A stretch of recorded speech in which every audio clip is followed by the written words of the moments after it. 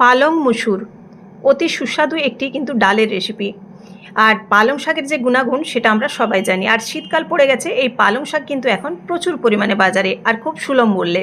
তো চলুন, পালং শাকের ডাল বানানোর জন্য প্রথমে মুসুর ডালটাকে আমি পরিষ্কার করে ধুয়ে নিয়েছি, দিয়ে পরিমাণ মতো জল দিয়ে দিলাম, হলুদ গুঁড়ো দিয়ে দিচ্ছি। এবার প্রেশার কুকারে একটা সিটি আগেই বন্ধ করে দেবো, যখন শিশি আওয়াজ করবে তখনই বন্ধ করে দিয়েছি। প্রেশার কুকারে ডাল বানালে অবশ্যই কিন্তু এরকম একটু কম সেদ্ধ করা ডাল আপনারা রেডি করবেন, তাহলে কিন্তু দেখবেন ডালটা স্বাদও থাকবে আর পুষ্টিগুণও থাকবে।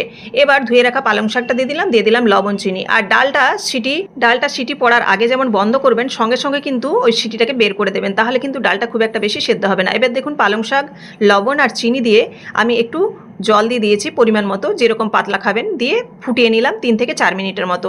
এদিকে কড়াই আমি সর্ষের তেল দিয়েছি, এদিকে শুকনো লঙ্কা, গোটা জিরে ফোড়ন দিয়ে দিচ্ছি। জিরে শুকনো লঙ্কাটা ভাজা হলে একটা বিশেষ যে আমি এখানে ফোড়নে ব্যবহার করেছি সেটা হচ্ছে রসুন কুচি। রসুন কুচি দিয়ে এরকম পালং শাকের ডাল খেয়ে দেখবেন ভীষণ ভালো একটা ফ্লেভার আসে।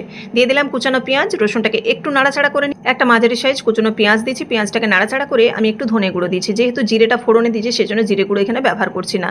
ধনেটা একটু নাড়াচাড়া করে নিতে হবে, দিয়ে এবার দিয়ে দিচ্ছি সেদ্ধ করে রাখা ডালটা। পেঁয়াজটা কিন্তু একদম সুন্দরভাবে যখন ভাজা ভাজা হয়ে যাবে তখন এই ডালটা দিয়ে দিতে হবে। একটু ফুটিয়ে নিলেই এবার রেডি। ভালো লাগলে অবশ্যই লাইক, কমেন্ট এবং বন্ধুদের মাঝে শেয়ার করতে ভুলবেন